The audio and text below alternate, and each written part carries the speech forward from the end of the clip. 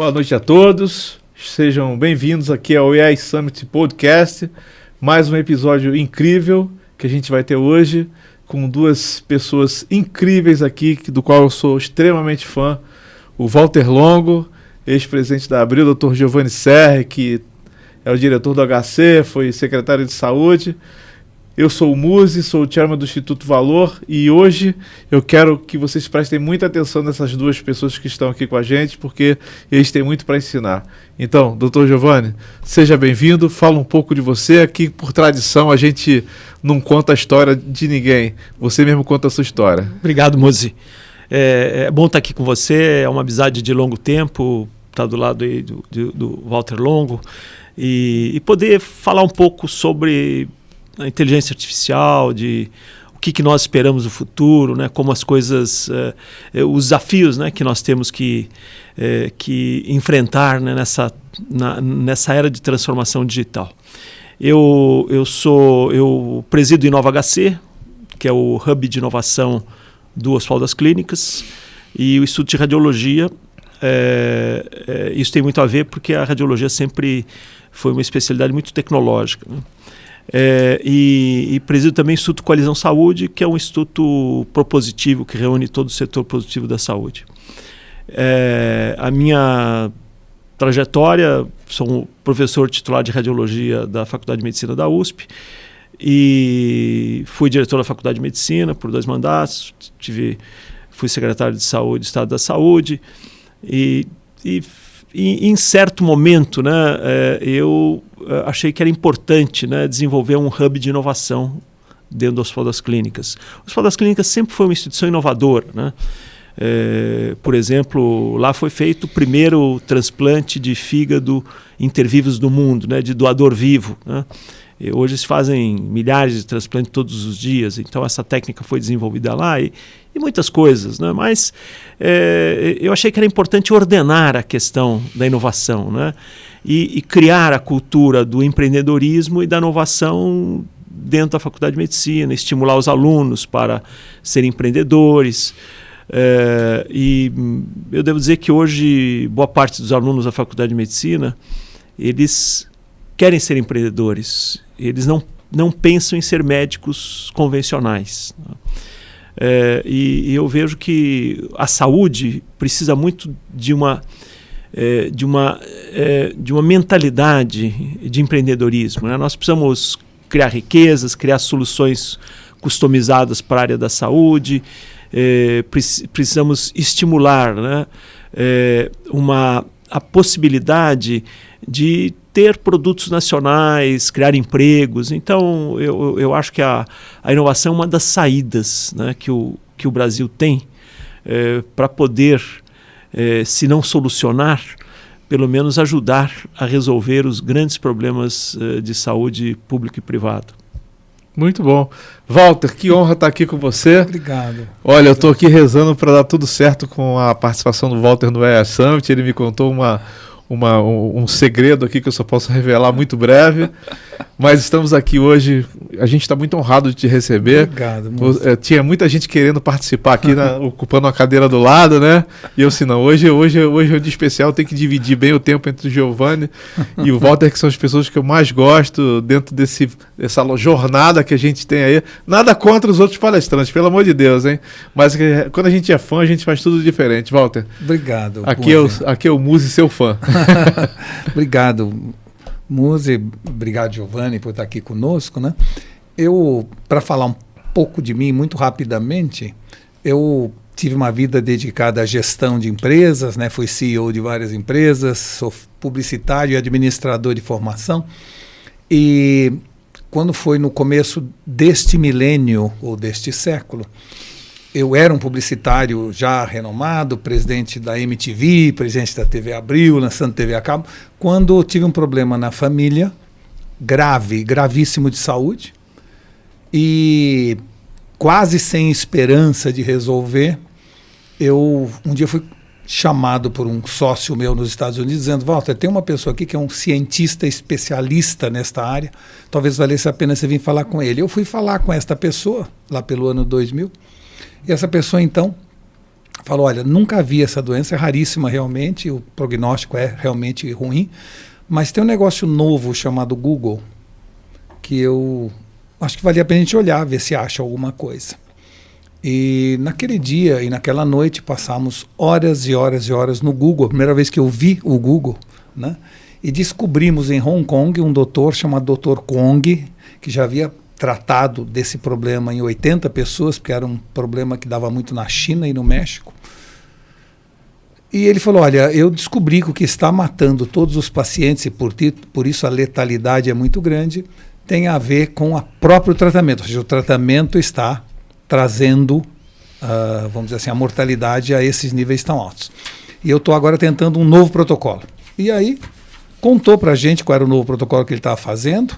Eu fiquei convencido disso, voltei para o Brasil, fomos falar com um médico que tratava desse parente meu da minha família, e 3 meses depois a pessoa estava curada. Então, deste fato para frente, eu entendi o milagre da tecnologia. Eu usava a tecnologia como a gente usa, celular, essas coisas, mas eu não tinha visto que ainda não era smartphone ainda também. Isso, era. Eu vi o milagre da tecnologia, a capacidade que a tecnologia tinha ao conectar pessoas de salvar vidas, de realizar milagres. Desde então, desde o ano 2000 para cá, eu passei a me dedicar à tecnologia, né? E passei a ir ao Google todos os anos, como alguém vai a uma igreja por uma graça recebida, mas desde então eu me dediquei à tecnologia e, claro, desde os primórdios da internet, depois das redes sociais, mais recentemente metaverso, agora a inteligência artificial. Então, eu estar neste mundo agora tem a ver com ter assistido um milagre lá pelo ano 2000. Que bacana. Eu vou aproveitar que você está com o microfone e já vou dar logo a pauta aqui do primeiro assunto que eu gostaria de tratar com os dois. Tá? Já em vários podcasts eu tenho debatido muito a respeito de como a inteligência artificial, na minha opinião, vai abrir ainda mais, né, o fosso que existe entre a educação privada e a educação pública. Né? Eu tive conversando coisa de um mês atrás, mais ou menos, com uma diretora de educação da Microsoft. Na opinião dela, a inteligência artificial, pelo contrário, vai ajudar a acabar com esse gap de aprendizado na educação brasileira. A Gladys, que trabalha comigo, que é diretora do Instituto, ela discorda de mim também, porque ela fala que você pode escrever, por exemplo, errado lá no chat GPT, mas que depois o resultado é aquilo que no final das contas se quer. E eu, para poder provar a minha tese, falei para ela assim, ok, Gladys, eu escrevi isso aqui no chat GPT, olha aqui o resultado. Então o resultado realmente foi pavoroso, o resultado do prompt que eu escrevi e que era baseado na tese que eu tenho. Então, como tanto o Dr. Giovanni, professor da Escola de Medicina, Walter, eu já vi alguns podcasts com você e você é um cara que conhece bastante também de educação. Começando por você, que já está com o microfone, certo. Ok? Fala um pouquinho, até porque você, antes da gente começar aqui, você falou que em Davos a gente vai ter que capacitar 40% da nossa população. Então, exato. Por favor. Nós temos, neste momento, a maior oportunidade e o maior desafio que, como país, já enfrentamos na área da formação e da educação. Ou seja, os dois lados da opinião que você acabou de emitir estão certos. Nós podemos criar um fosso intransponível entre a educação pública e a privada, ou nós podemos eliminar qualquer diferença entre os dois, dependendo da vontade política e da compreensão da importância disso. Então, uma coisa que é muito importante, a gente fala muito de tecnologia, é que tecnologia ela é amoral. Quem dá moralidade ou imoralidade à tecnologia é o ser humano. Da mesma forma, nós temos oportunidades, às vezes usamos oportunidade, às vezes perdemos oportunidade. O que fica claro é que daqui para frente nenhum ser humano vai ser melhor do que uma máquina, mas nenhuma máquina vai ser melhor do que o ser humano com uma máquina. Portanto, o que fica bastante evidente para nós é que a adição e não a substituição é o jeito certo de nós caminharmos com a inteligência artificial. A educação que hoje padece de falta de recursos pode, com a inteligência artificial, ter quase que um tutor por aluno.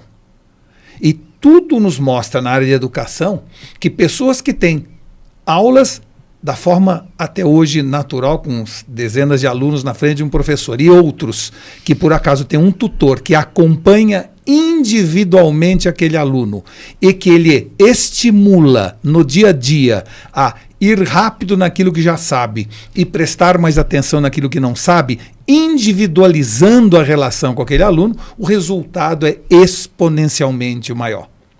Nós temos a chance de agora acabar com a visão de que educação é giz, lousa e professor.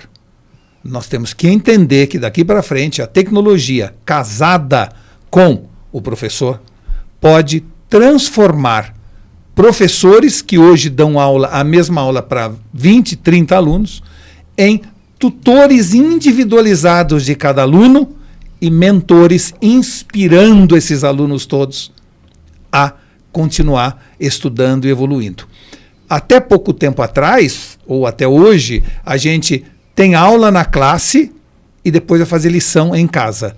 Está na hora de mudar isso. Nós agora podemos ter aula em casa e depois, ensinando integração interpessoal, passamos a fazer as lições dentro da escola, com os professores e os tutores nos auxiliando na solução dos problemas. Então, é tal o potencial revolucionário da inteligência artificial na educação, que, novamente, são aqueles momentos do mundo que a gente chama de Tesseract. O Shel Silverstein chama de Tesseract, momento do mundo onde o que valia já não vale mais, e o que passa a valer não substitui o anterior em todas as suas dimensões. Daqui para frente, na minha opinião, a inteligência artificial casada com a educação é um novo jeito de ver o mundo e de se ver nesse mundo. Nós podemos, como seres humanos, termos a seguinte decisão. Daqui para frente, Musi, o Giovanni, Walter Longo, nós podemos decidir se a gente quer continuar sendo normal ou quer virar exponencial. Está na nossa mão. É uma decisão de CPF. Tá? Eu quero virar exponencial? Então, tem coisas que eu faço hoje que eu quero fazer muito melhor, e a inteligência artificial está aí para aumentar a minha competência em tudo que eu quero fazer, e tem coisas que eu não quero fazer e que eu vou deixar de fazer, tudo aquilo que é burocrático, repetitivo, usual, enfadonho, porque a inteligência artificial vai fazer por mim. O que isso traz como consequência? O que eu quero fazer melhor e o que eu quero fazer menos. Portanto, um ser que é capaz de, primeiro, ser mais competente e, segundo, ter mais tempo. Isso está na nossa mesa. É uma decisão individual, mas que passa muito pelo incentivo que a educação tem que dar a essas pessoas do ensino público ou privado a quererem ser exponenciais. O que era alguma coisa de filme de ficção científica, hoje é uma realidade cotidiana. Está na nossa mão aproveitar ou não. Doutor Giovanni, é interessante que o Walter fala, porque eu ainda não estou muito convencido, depois do que ele falou, de como é que a gente vai resolver o problema, particularmente de educação básica, né? Então, assim, se a gente leva a educação para a medicina, o que a gente está vendo hoje, né? São alunos chegando antes da residência com pouco conhecimento de saúde, com pouco conhecimento da área que ele está se formando, porque ele não foi capaz de, durante o período de 5 anos, estudar para chegar na residência competente. Então ele vai se formar mesmo na residência, né? Isso é uma realidade que a gente tem hoje. Eu faço doutorado lá na USP e um dos professores discutiu isso em sala de aula, né? Você tem muita gente chegando no mestrado e doutorado que não sabe escrever uma carta e não sabe fazer uma conta de 1 mais 1/3. Eu acho que me ajuda, então, aí a chegar no meio termo aí. Vamos lá. A situação é bem mais grave do que você está dizendo na área da medicina, né? Porque nos últimos anos foram abertas centenas de faculdades de medicina de péssimo nível, né?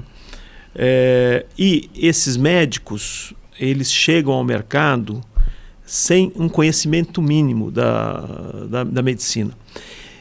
O que deveria ajudar a corrigir esses médicos é a residência médica. Aliás, nos Estados Unidos você não pode exercer medicina sem residência médica, que é o que eu defendo, né? Um aluno formado pela Faculdade de Medicina da USP, né, ele não tem condições de recém-formado entrar e começar a atender os pacientes. Ele precisa fazer residência médica, né? Só o que aconteceu. Hoje nós somos o segundo país no mundo que tem mais escolas de medicina. Só perdemos para a Índia. Apesar das populações serem... Tá, a Índia tem uma população muito maior que a nossa. Mas em breve, provavelmente, nós vamos superar a Índia em número de faculdade de medicina, né? Não existem hospitais para esses alunos que são... em breve, metade dos alunos formados pela Faculdade de Medicina não fará residência médica por falta de vaga. Então, o panorama na saúde é muito ruim. Muito ruim para esses alunos que se formam e não fazem residência médica, ficam com uma formação insuficiente. Muito pior para o paciente, que vai ser atendido por esses médicos mal formados. Voltando para a questão do contexto, né? Nós vivemos hoje uma era de transformação digital, né? Se falava na quarta revolução industrial, não é uma revolução industrial, é uma revolução de comunicação, de costumes. E eu vejo essa era de transformação digital, onde também está, né, a inteligência artificial.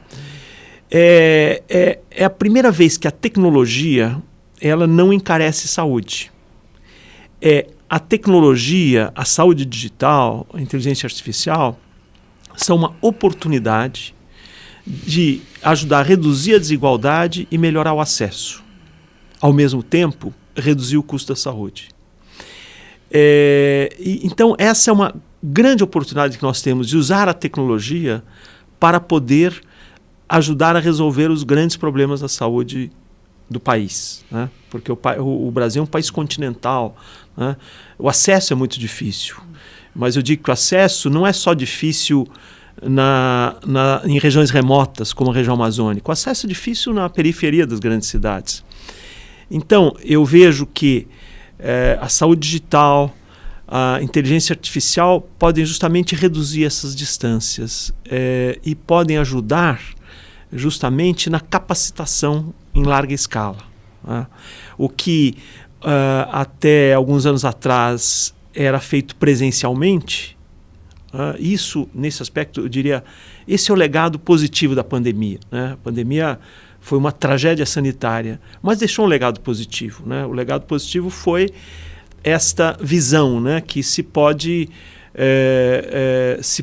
atender, né, através da teleconsulta, se pode educar, se pode capacitar à distância. Então, o que era obrigatoriamente uma aula presencial, ou um congresso presencial, hoje passou a ser uma capacitação onde a distância não tem nenhuma importância, né?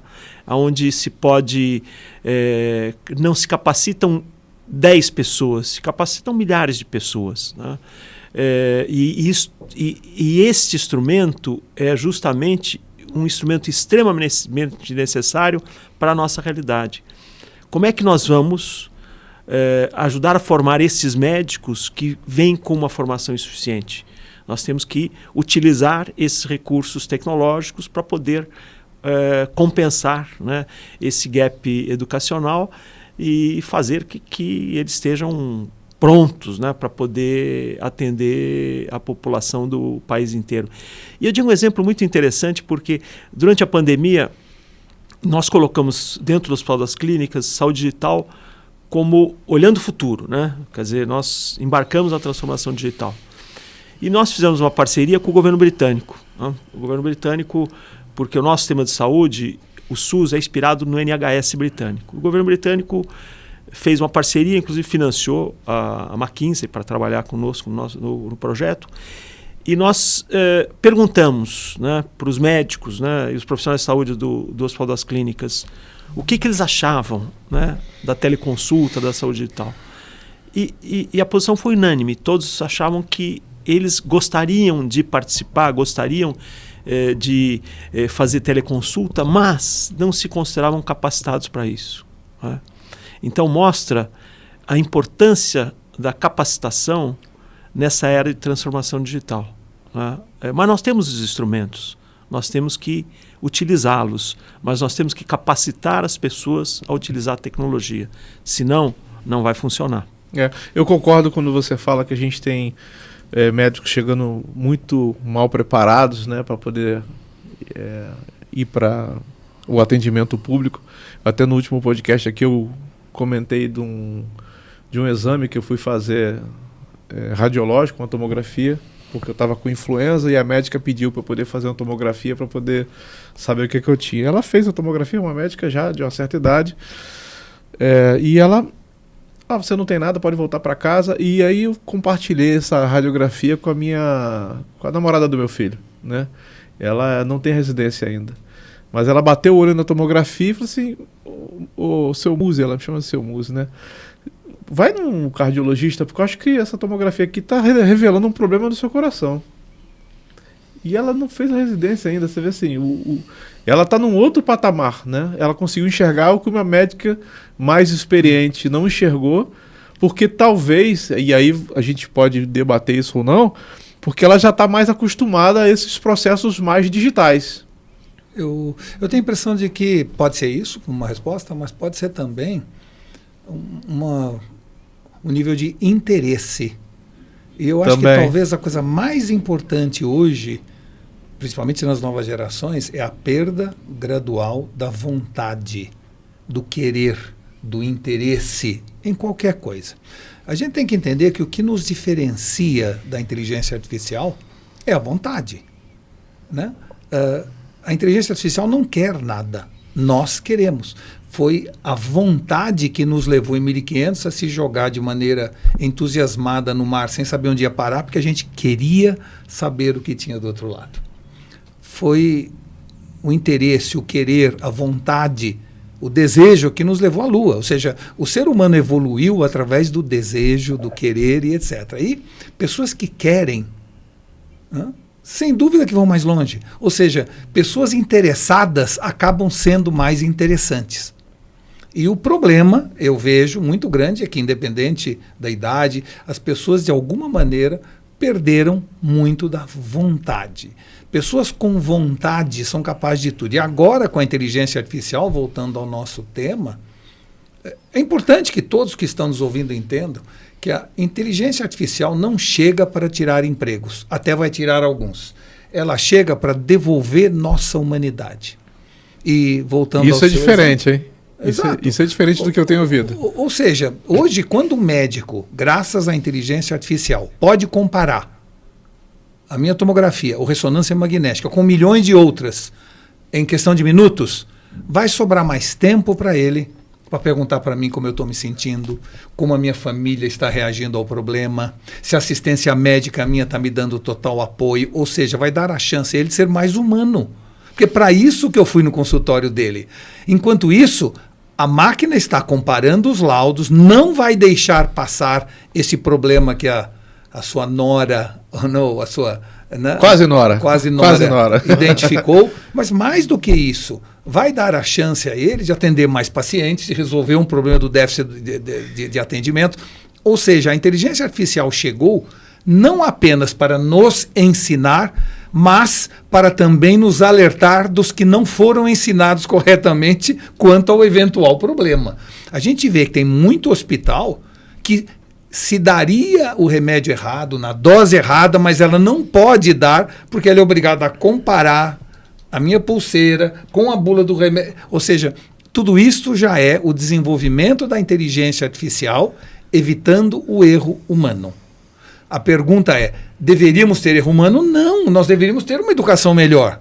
Mas entre uma educação ruim sem inteligência artificial e uma educação ruim com inteligência artificial, eu prefiro a adição que a substituição. Com certeza.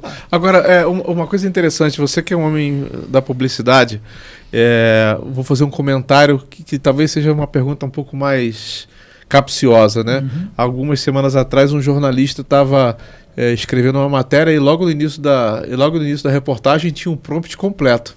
Eu vi. Foi do interior de São Paulo. E para mim isso é uma falência tão grande do interesse, né? Assim, do jornalista querer realmente pensar no que estava escrevendo, fazer uma matéria de interesse público. Assim, ele surfou em cima da inteligência artificial para aliviar sua carga de trabalho. Sim. Olha, e prejudicando o leitor, né? Mas isso não tem nada a ver com isso, tem a ver com decência humana.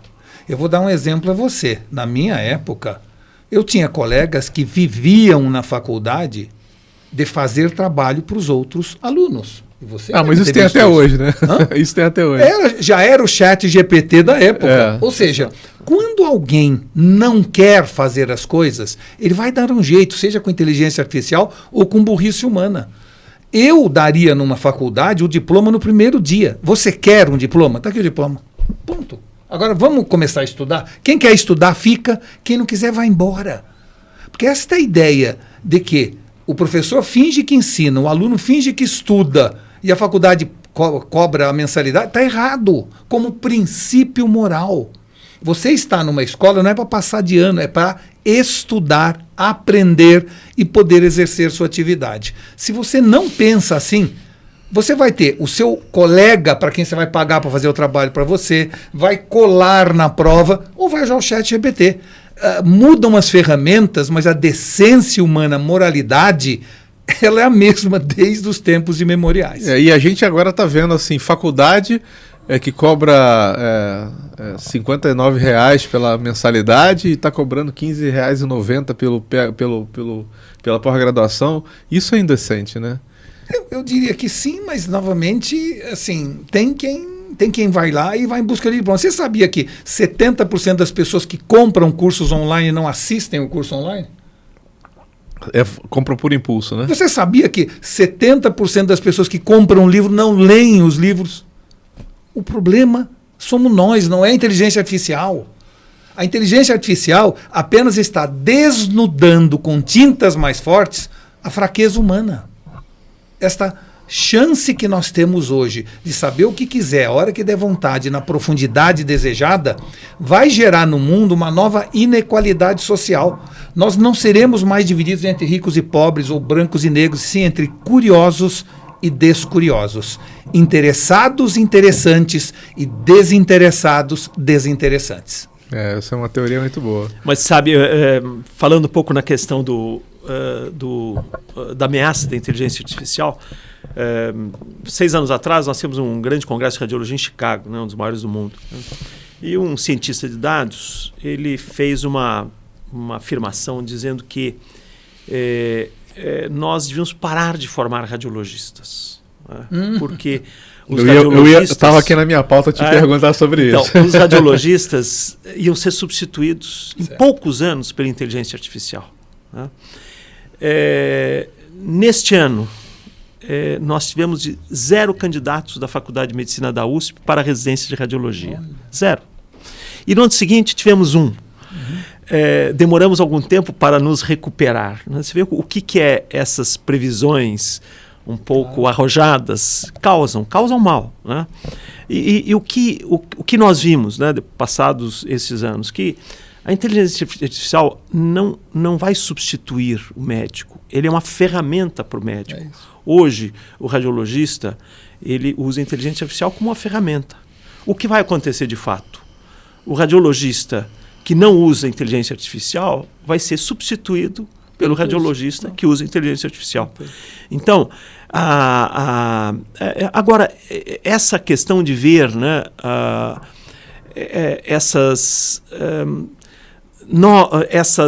avanço tecnológico como ameaça, ele é histórico. Né? Na primeira Revolução Industrial, viram a máquina a vapor como uma ameaça para o trabalho. Né? Os trabalhadores iam lá e destruíam as máquinas a vapor porque achavam que a máquina de vapor ia tirar os trabalhos e eles iam ficar desempregados. Eu lembro, na época do computador, o computador era considerado que ele ia dominar a humanidade, né? Que ia ser o cérebro que ia dominar toda a humanidade. Agora, é a inteligência artificial que é vista como ameaça. Né?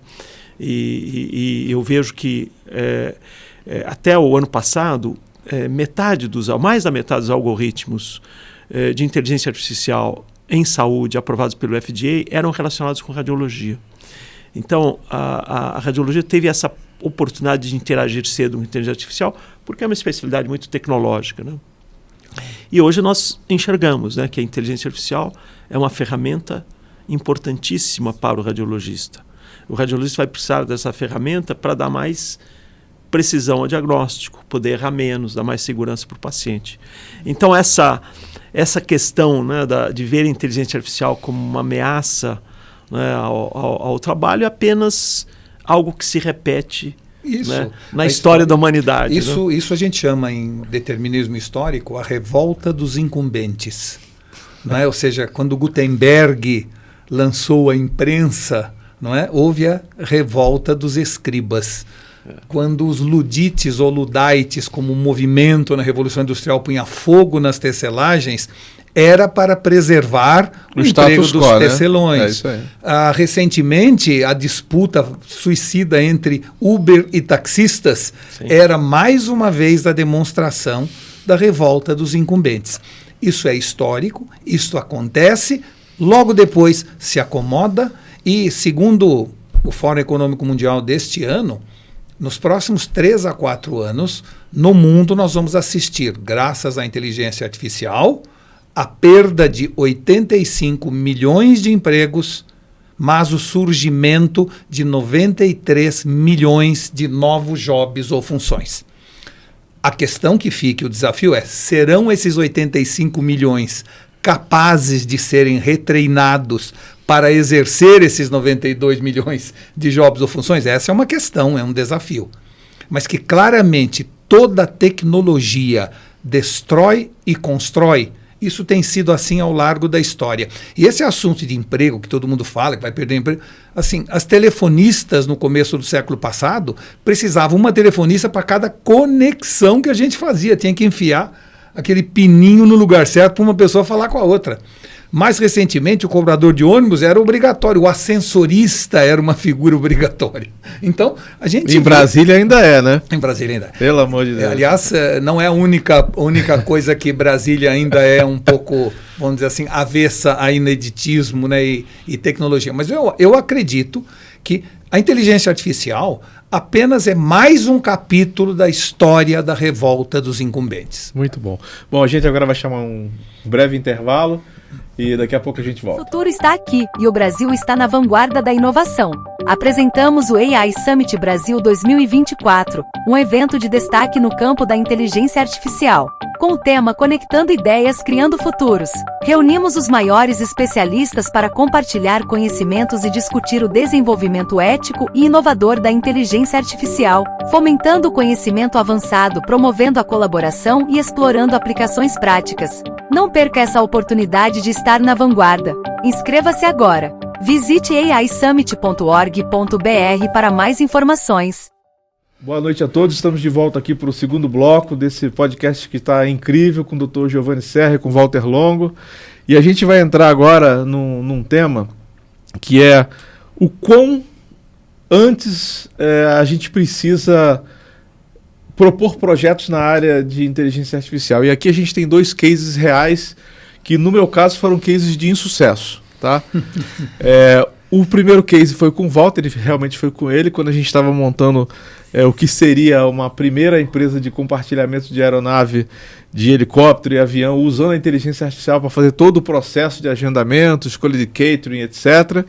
E que abriu, na época que o Walter era o presidente lá, ia ser uma investidora, né, colocando lá 20% do valor do negócio, ou em mídia, e o negócio estava tão à frente e coincidiu também com o Abril sair do negócio de mídia e o negócio não virou. E logo na sequência, eu que sou do mercado de saúde, né, tenho 70% da minha carreira na área de saúde, o Dr. Giovanni foi convidado e aceitou na época fazer parte de uma nova operadora de saúde, que era o Valor Healthcare, que todo ele era baseado em inteligência artificial e blockchain, ou seja, a gente ia trabalhar em predição, ou seja, um negócio bem revolucionário. A gente chegou a conquistar lá um investidor que ia bancar metade disso, que era 25 milhões de dólares mais ou menos, e a outra parte nós não conseguimos, que era um condicionante do investidor. E a condição era que a gente realmente botasse ou um grande laboratório, ou um hospital, ou uma operadora, e ninguém veio. Então, assim, neste caso, a gente está falando aí de 8 anos, 10 anos depois, né, de que isso a gente começou a conversar. Nos dias de hoje, começar muito cedo, vai ser uma vantagem competitiva ou vai ser realmente assim, não dá para começar tão antes os grandes projetos, Walter? Olha, primeiro é o seguinte, em qualquer negócio, em qualquer categoria, em qualquer ramo, você, se for antes da hora, você paga o preço do ineditismo.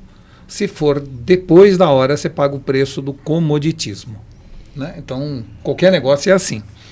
Eu acho que o problema de um negócio ter sucesso ou não tem muita semelhança com o surf. Se você está antes da onda, você não pega aquela onda. E se você está depois da onda, você fica ali no vagalhão e não consegue pegar também. Então, o surf tem um time exato. Dentro deste timing, você pode pegar a onda melhor ou pior, mas tem uma janela. A tendência da gente enxergar as coisas antes, ela é muito boa, porque te dá a chance de você entrar na hora certa, mas o assodamento, a excitação pelo novo faz com que muita gente entre antes da onda. Não é? Então, eu tenho sugerido a todo mundo que me pergunta, seja nos conselhos onde eu participo, o que a gente deve fazer? Então, eu diria 3 coisas. Primeiro, connect the dots. Conecte os pontos. Veja de tudo que está surgindo aquilo que afeta positiva ou negativamente a sua área, a sua atividade, seu negócio e acompanha. Acompanha a evolução, checa se seus concorrentes estão usando, verifica se já saiu a versão 2 ou 3 daquilo, treina um pouco para ver se você sabe usar. Então, isso é fundamental. Connect the dots, conectar os pontos. A segunda coisa é keep calm, mantenha a calma. Não vá de maneira assodada. Por quê? Porque se você gerar estresse, seja em você ou na sua organização, de estou atrasado, preciso entrar. Este estresse faz com que o córtex pré-frontal se desligue e quem passa a tomar conta é a amígdala que está no centro do cérebro e que toma decisões bastante equivocadas. Então, sem assodamento, toma Lexotan, Lexapro, mas mantenha a calma. É isso aí. E a terceira coisa é go with the flow. Vai na onda. Não entra antes da onda, nem depois da onda. Tenta analisar o mercado, a oportunidade, o tamanho do negócio, o investimento e tenta entrar na onda. Eu já tive boas experiências entrando bem antes na onda, que foi o case do ticket que a gente substitui o ticket de papel por cartão. Mas vamos voltar aqui para a pauta. É diferente entrar antes da onda ou entrar primeiro na onda. Você entrou primeiro na onda, não antes da onda. Senão você não pegava. E naquela época a gente mudou o mercado inteiro, né? Mas, doutor Giovanni, esse negócio aqui, porque isso aqui ia revolucionar a saúde, né? Sim, sem dúvida. O que a gente estava montando ia revolucionar a saúde e a gente está passando por um momento complicado ao ponto de uma grande operadora de saúde, que é a United, sair do Brasil, né, e deixou a Amil em maus lençóis. Nós estamos vendo nesse momento a maior crise do setor de saúde privado. Nunca tivemos, porque a crise do setor público, do sistema único de saúde, é crônica. Problema de financiamento e gestão, uma série de problemas. Essa é uma crônica. A crise do setor privado ela é aguda e é grave. E eu não vou dizer que pode ser mortal, porque o sistema de saúde privado vai ter que sobreviver, porque o SUS não vai conseguir atender mais 50 milhões de pacientes. Então, mas o que aconteceu, né, até a pandemia, apesar de todas as deficiências do setor privado de saúde, modelo de pagamento superado, como dava lucro, né, ninguém se preocupou em mudar o sistema no momento que seria possível. Simplesmente se levou com a barriga. E hoje o sistema ele é insustentável, né? As operadoras estão em déficit, se fala em fraude, mas fraude é um problema muito pequeno. Na verdade, o problema é o modelo, né? Então, quando você desenvolveu a ideia de um modelo digital, de um modelo que utilizasse inteligência artificial, seria um modelo sustentável para a saúde. Completamente sustentável. Foi um projeto incrível. Esse projeto surgiu no momento onde as operadoras tinham muito resultado, e por que iriam mudar, né? Então, foi algo que se antecipou ao problema. E não foi assodamento, hein? Não, ao contrário, acho que era uma coisa extremamente atual para o momento. Mas as operadoras, né, viviam um momento, né, onde o lucro, o resultado era fácil e ninguém quis mudar. Era um pouco a história da Kodak com a fotografia digital, né? Teve em mãos a tecnologia revolucionária, mas como o filme convencional dava o lucro para a empresa, optou por não se aventurar, né? não revolucionar. É a ganância também, né? Porque Sim, dava claro. muito lucro o filme de Kodak, não né? tem dúvida. E as operadoras também davam muito lucro, né? O problema é que todos esses fatores, envelhecimento da população, a pandemia represou a utilização, mas não é, a culpada não é só a pandemia, né? A pandemia pode ter agravado por causa do represamento, né? Mas, na verdade, o modelo é um modelo superado e insustentável. E que hoje... Você tem outros agravantes, como envelhecimento da população, não é? A tecnologia, que, como ele falou, só vai encarecendo. A IA é a única que parece vir no sentido contrário, mas até agora toda a tecnologia embarcada na medicina veio para tornar mais cara a medicina e não mais barata, mais precisa, melhor, mas mais cara, né? Então tem uma série de fatores aí, e por isso que quando você fala assim, não foi assodamento, de certa maneira foi uma ideia fora de época, porque não havia interesse por parte dos planos de saúde, né? E isto é uma forma de dificuldade de introdução, porque a introdução não é só quando a tecnologia encontra oportunidade, e sim quando ela encontra oportunidade e tem alguém disposta a aproveitar isso. Se não está disposta, não adianta nada. Talvez um pouco o que aconteceu com a telemedicina, né? Nós chamamos saúde digital, porque é muito mais amplo do que uma teleconsulta. 2019 se esbarrava na regulação da teleconsulta. Isso, né? Proibido. O Conselho Federal de Medicina tentou regular e derrubou a decisão. E a saúde digital, ela só pegou e expandiu por causa da pandemia. Exatamente. Né? Então, talvez se o seu projeto tivesse surgido na pandemia, era a solução, né? Era a solução, a solução digital do momento, né? Mas ainda dá tempo, viu? Ainda dá tempo, porque fazer medicina preditiva, baseada em inteligência artificial e protegendo com blockchain, é extremamente necessário. A maior parte das doenças crônicas, ela é evitável. Mas as pessoas têm que ser educadas para isso, né? E tem que se prever o risco da doença e antecipar. Nós temos que nos antecipar a doença, porque tratar a doença é muito mais caro e também muito pior para o paciente, né? Que muitas vezes ele carrega a invalidez, a perda de capacidade de trabalho. Então nós temos que prever a doença e tomar as medidas, né, para que as pessoas não fiquem doentes.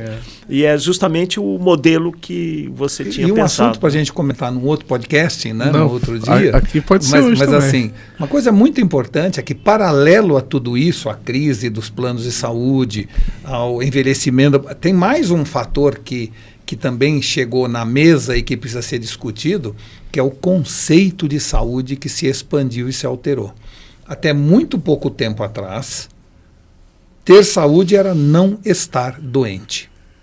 E dentro dessa visão, o plano de saúde, quando você ficava doente, recuperava você para voltar à sua vida normal.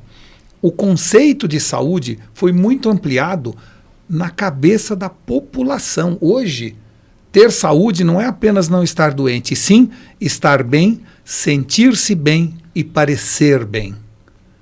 E você tem visto que, se a gente não agregar esse tripé para o novo conceito da saúde, você não está realizando de fato a chamada saúde preditiva, onde estética, que hoje é uma coisa condenável, proibida no conceito antigo de saúde, é fundamental para a autoestima, que por razões várias ajuda a pessoa a se manter mais em forma, a fazer mais exercício e com isso ter uma melhor qualidade de vida. Ou seja, uma coisa retroalimenta a outra. Que era o conceito do projeto que a gente tinha, né? Exato, Ele ia ser cobrado mediante a qualidade de vida que ele tinha. É isso, mediante. Que coisa incrível, né? É o problema, é a grande vantagem de você trazer o que a gente chama de gamificação ao processo, criando uma espécie de marketing hierárquico onde cada um escolhe o que quer. Porque hoje nós estamos no sentido inverso. Hoje a gente tem um sistema que penaliza o bom comportamento. Eu que me cuido, pago a conta de quem enfia o pé na jaca. Paga o mesmo valor. Não, mas pago a conta no seguinte sentido. Se eu me cuido, eu poderia pagar menos. Deveria pagar menos. Isso. Que é a nossa lógica, né? Exatamente, deveria pagar menos. Mas olha, e na área de juros, eu que sou adimplente, pago a conta de quem é inadimplente. Sim. Ou seja, a visão que nós temos hoje é uma visão baseada na média e não no indivíduo, onde o esforço não é recompensado. Eu que me cuido, não ganho nada mais do que comparado com aquele... Vamos longe, se eu faço direção defensiva, eu pago o mesmo preço do seguro de automóvel que alguém que corre aí feito louco. Então, nós temos que mudar esta regra básica de uma sociedade que ainda não saiu da Idade Média. As pessoas dizem que a Idade Média acabou em 1453 com a invasão de Constantinopla. Não é verdade. Até hoje, a gente vive numa sociedade onde tudo é baseado na média. E na hora em que a gente mudar isso, esse plano de vocês tinha essa filosofia por detrás, né, nós vamos ter realmente uma evolução do conceito de saúde, saindo de curativa para preventiva e agora para preditiva. Vamos falar de futuro? Fala. Só dizer isso. É que o foco tem que mudar da doença para a saúde. Porque nós hoje, quando pensamos na questão da saúde, né, eu te falo, o Ministério da Saúde não é o Ministério da Saúde, é o Ministério da Doença. É isso aí. Porque o foco está só na doença, enquanto nós devemos deslocar o foco na promoção da saúde, de como as pessoas não vão ficar doentes, porque vão ter hábitos mais saudáveis, a alimentação, o exercício. Então, sono reparador. Ver quais são os fatores de risco, né, de doenças como câncer e evitar, né, a doença. Isso daí representa uma economia para o sistema de saúde. Pois é. Para as operadoras, para o Sistema Único de Saúde, que é fundamental para a sobrevivência. Sem contar que a gente sistema. vive... Eu quero sair um pouco do assunto de saúde, mas só para completar o raciocínio, não existe no Brasil uma coisa que existe na França, e quando eu trouxe para o Brasil o sistema de cartões inteligentes, na França já funcionava o compartilhamento de informações do ecossistema de saúde, né? E que no Brasil não tem, assim, toda vez que você vai na consulta você tem que repetir tudo de novo, porque não tem um banco de dados que diga lá que o Giovanni tem 60 anos e que ele tem diabetes. Isso já está mudando, mas ainda está no início do começo do princípio dessa mudança. Mas esta seria, na minha opinião, a prioridade para a saúde. Sim. Interoperabilidade. É isso aí. É fazer com que as informações... Como, né, os bancos têm, né? Exato. Como os bancos têm, muito bem feito. E não tem nenhum segredo tecnológico, ou seja, e nem é algo não é estratégico, né? E não mexe na estratégia. Mas eu queria falar um ponto aqui que para mim é muito importante. No movimento, Walter, de avanço tecnológico, o que a gente está vendo agora são as Big Techs se degladiando. Uma quer ser mais inovadora do que a outra, se atropelando. A gente viu a Microsoft espertamente. Está um negócio aqui complicado aqui na minha apresentação, viu, meu amigo? Mas a gente vendo, por exemplo, o Google fazendo vários lançamentos um atrás do outro e patinando, né? A gente pela primeira vez na história está vendo o Google patinando. Enquanto o ChatGPT conseguiu 100 milhões de usuários em 3 meses, né? Assim, realmente fez uma revolução danada. A Microsoft inteligentemente se aproximou do chat da OpenAI e, não sei se foi hoje ou ontem, foi anunciado que a Apple vai incorporar. Já incorporou ontem. Exatamente, enfim. O que você está vendo para os próximos 10 anos? Eu acho que 10 anos de inteligência artificial é muito tempo, né? Vamos botar que isso é um século, né? Exato. A gente tem uma tendência a superestimar o que a gente pode realizar num ano e subestimar o que vai acontecer em 10. Né? Então a gente tem essa tendência porque nosso raciocínio ele é aritmético e a progressão do mundo é geométrica. Então é muito difícil dizer alguma coisa daqui a 10 anos. Mas claramente existe uma nova chance da gente democratizar o mercado de tecnologia, permitindo que muitas empresas surjam e pequenas virem grandes aos milhares. Eu tenho visto, não só no Brasil, no mundo, desde o ano passado, o maior movimento empreendedor que o passado recente já viu. São milhares de empresas sendo lançadas, são milhares de patentes sendo solicitadas por milhares de pequenas empresas. E eu estou falando isso da Áustria, não estou falando apenas dos Estados Unidos ou da China. Eu estou falando da Suécia, eu estou falando de países que normalmente são mais conservadores e que estão vendo um sopro de empreendedorismo como a gente nunca viu no passado recente. Isso significa que talvez esteja sendo aberta uma caixa de Pandora de oportunidades empreendedoras para empresas de qualquer tamanho. Algo que até pouco tempo era privilégio de 4 ou 5. Você já vê uma NVIDIA correndo por fora, valendo quase tanto quanto as grandes. Você está vendo centenas de outras empresas, onde quando acontece de surgir 3, 4, 5 pequenas empresas, as grandes, por um processo de fagocitose, acabam absorvendo. Mas quando surgem milhares ao mesmo tempo no mundo inteiro, talvez a gente esteja assistindo um processo de pulverização para lá na frente haver um processo de consolidação. É a grande oportunidade para o empreendedorismo. Não tenho nenhuma dúvida. Na minha opinião, né? Doutor, vamos ainda falando nessa parte de futuro, quando eu te conheci, você tinha acabado de montar o Inova HC. Que aquilo ali já era uma visão de longo prazo, né? De como é que a gente poderia enxergar a inovação na saúde, olhando para os empreendedores e olhando para os inovadores. E parece que o Inova HC virou um sucesso, né? Conta para nós aí.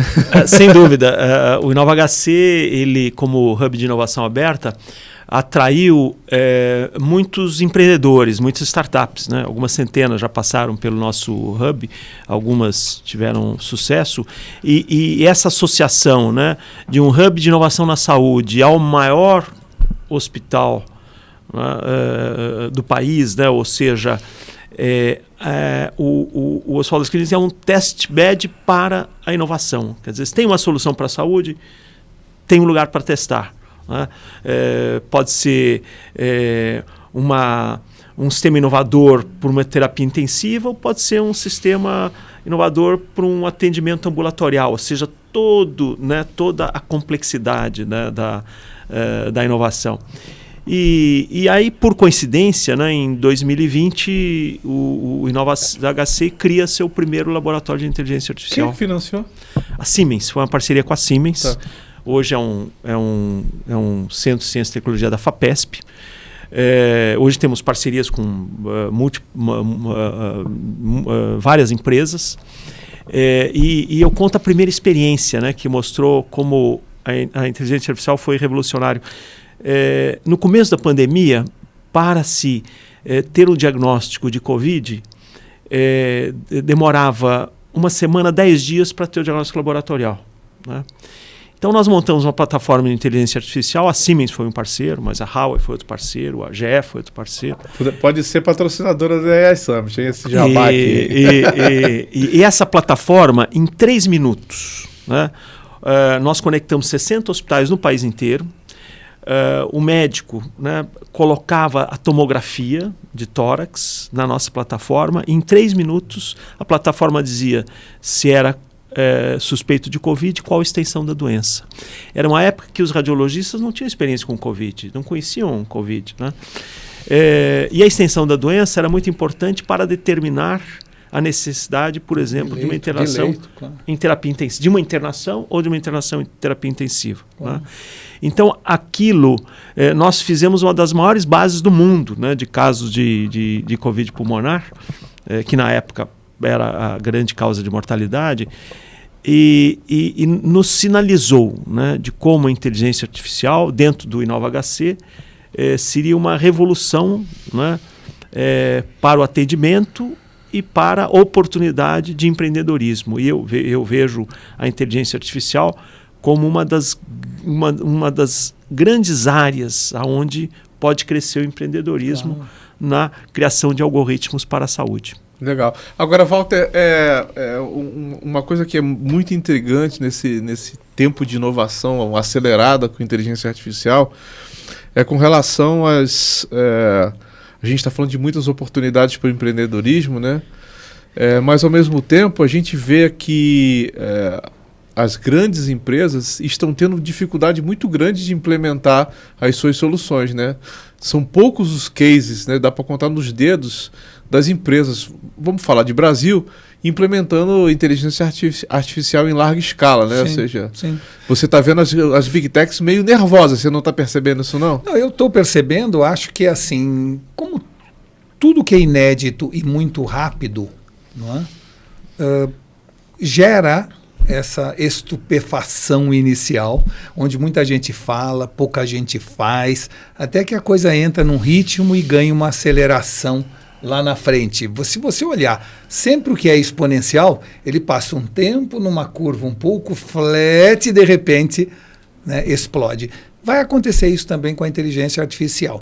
Mas eu acho, e queria inclusive sugerir aos que estão nos ouvindo ou nos vendo, que é o seguinte: nós precisamos dar a inovação, se quisermos implementar a inovação das nossas empresas. Inovação, quando eu digo, não é apenas tecnologia, porque inovação é fazer de um jeito diferente aquilo que os outros fazem igual. Isso que é inovação.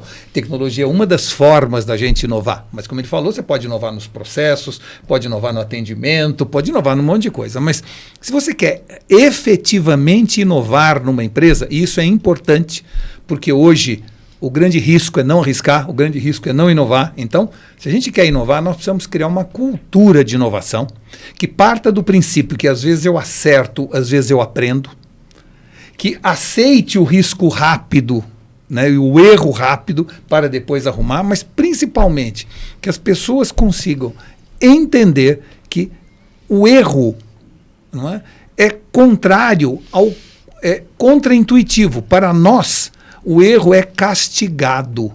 Quando em inovação, o Elon Musk teve que derrubar um monte de foguete para, no fim, ele conseguir dar ré no foguete. Faz parte do processo. Isto é um problema de cultura corporativa. Então, eu vejo, por exemplo, a área comercial promovendo, fazendo... Você chega numa área comercial de qualquer empresa, pode ser um laboratório, pode ser uma fábrica de sutiã, qualquer uma. A área comercial tem um carro embrulhado para presente, o maior vendedor do mês leva aquele carro. Tem sino que eles tocam, tem vibração pela capacidade de chegar no fim do mês e bater a meta. E no mês seguinte tem outro carro embrulhado para presente, né? Na área de inovação não tem uma celebração de um prompt mais bem feito do mês. Não tem uma celebração de um processo bem estabelecido. Nós não premiamos, não incentivamos, não celebramos a inovação. E aí ficamos reclamando que o pessoal não inova, não adota novas ferramentas, porque não há cultura corporativa para isso. Mas além da falta de cultura corporativa, falta também o modelo de investimento do investidor brasileiro tinha que mudar também, né? Porque se a gente compara os investidores americanos com os investidores brasileiros, o investidor americano ele corre muito mais risco sabendo que ele pode perder e no Brasil até as agências de fomento não se coloca no risco, né? Na hora que você pega um empréstimo numa agência de fomento, você vai ter que pagar isso lá na frente e não tem a possibilidade do fundo perdido.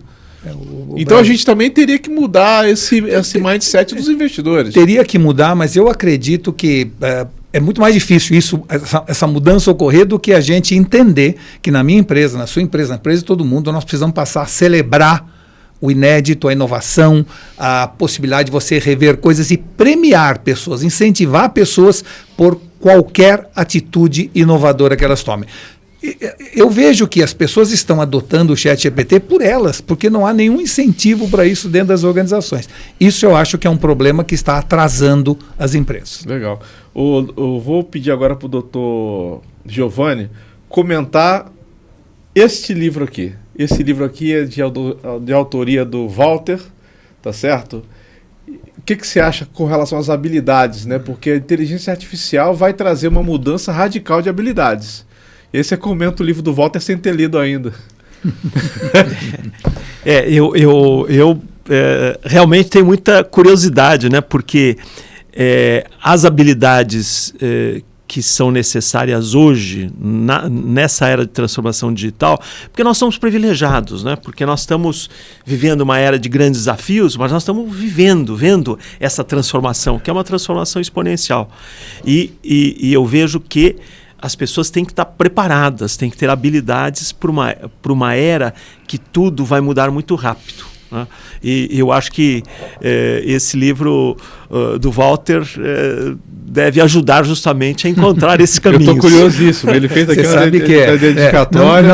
Não tem nada a ver com o livro que eu vou falar, mas eu acho que é muito importante entender que quanto mais o digital penetrar na sociedade, mais os valores humanos serão valorizados e não desprezados. Eu acho que coisas como consciência, moralidade, empatia, ética, tudo isso ganhará relevância. E por quê? Porque se tecnologia for commodity, o que fará a diferença é o ser humano. Ou seja, em terra de robô, quem tem coração é rei. Muito bom. Bom, a gente está chegando aqui ao final do nosso podcast e sempre, como já é tradição também, a gente tem um momento jabá do AI Summit, né? Então eu queria perguntar aos dois, vou começar pelo Walter aqui, que a gente começou o debate com o Dr. Giovanni. Walter, AI Summit, qual é a tua perspectiva do AI Summit? O que você viu até agora, que a gente se é que a gente está fazendo algo diferente?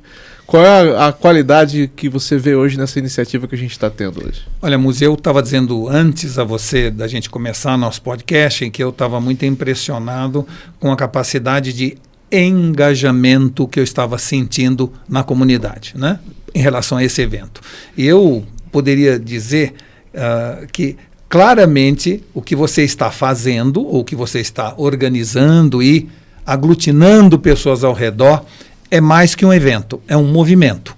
Um movimento que tem uma celebração, que é o evento, esses 2 dias de evento, mas que no fundo é o início do começo, do princípio de um grupo de pessoas que a gente chama de boa vontade e que querem o melhor para o país e que querem usar a tecnologia no sentido de viabilizar tudo aquilo que até hoje faz do brasileiro um povo sofrido, um povo sem acesso a um monte de coisa. Quer dizer, nós estamos acreditando que temos uma nova oportunidade como país e o AI Summit é, no fundo, a celebração dessa oportunidade e o início, eu acho, de uma longa jornada. Obrigado. Doutor Giovanni, você que vai encerrar praticamente o segundo dia, né? Assim, eu falando um pouco do momento que eu vejo inteligência artificial hoje na saúde, né?